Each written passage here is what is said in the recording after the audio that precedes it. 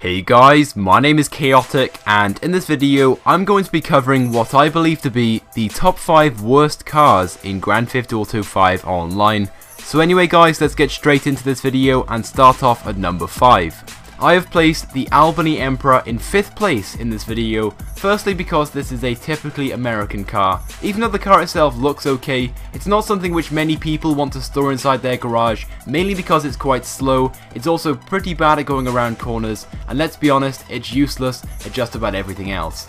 Unfortunately, there are very few customizations actually available for this car at the Los Santos Customs, and that is a shame because this car does have potential, but this car will need to be fully pimped in order to actually meet anyone's standards. Even though this car is one of the slowest on Grand Theft Auto 5, and it's also one of the ugliest as well, and being quite large, it doesn't really have much going for it, but there are still worse contenders in this video, hence why I've positioned this car in 5th place. So moving on into 4th place, we have what is known as the Stratum, and I am 100% confident when I say this, that nobody has ever put this vehicle inside their garage and be proud of that placement. Now this car in general is just horrible to look at, it is very slow and it's also terrible at going around corners. The thing in general is quite long as well, but one good thing about this car is that it does have 4 seats, so if you do have friends, you can take your friends around the map for a drive. But saying that, I doubt very few people would want to go for a drive with you if you had one of these as your personal vehicle. This car only has a few basic customizations actually available for it at the Los Santos Customs, so unfortunately you can't take this thing inside the Los Santos Customs and transform it into something special.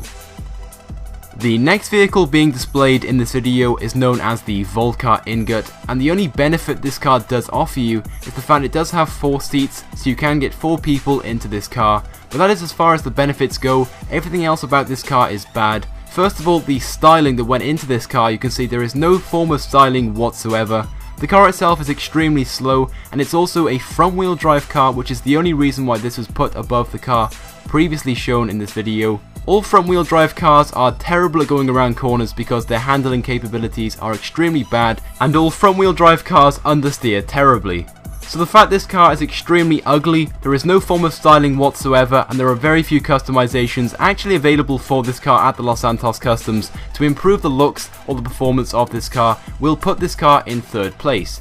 This car doesn't have any specific spawn location, as it can usually be found just about anywhere around the map of Los Santos, but to be honest, if you do find this car and you're desperately in need of something to drive, I highly recommend you still avoid this car because you don't want to be seen driving around in something so bad. I'm confident that the next car needs no introduction. Now apologies if I do pronounce the name of this car wrong. The car itself is known as the Dilettante. Even if I have said that wrong, who cares, because this car is awful. This car of course is based off the Toyota Prius, and that information alone is enough to know that you should avoid this car completely. It doesn't matter what angle you look at this car from, because this car will not be winning any awards for its styling. This car of course is also front wheel drive, which makes its performance extremely low. It is very slow and its handling capabilities are terrible. Every time I see this car, I want to vomit everywhere. I don't understand how anyone could get in this car and want to drive it around, because the thing itself is just generally terrible, and it's definitely a car which you want to avoid and never see ever again. And finally, we have a car which makes all the girls wet when you drive past them in it. This car costs a total of $8,000 and can be purchased from the internet on your phone.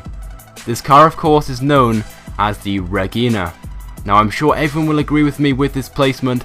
This car is possibly one of the ugliest looking cars the Rockstar has ever introduced into the Grand Theft Auto series. This car is made of a combination of materials, those being wood, chrome and metal. The combination of materials used to make this vehicle certainly don't go together, and they don't help the styling that goes towards this vehicle because of course it is very ugly.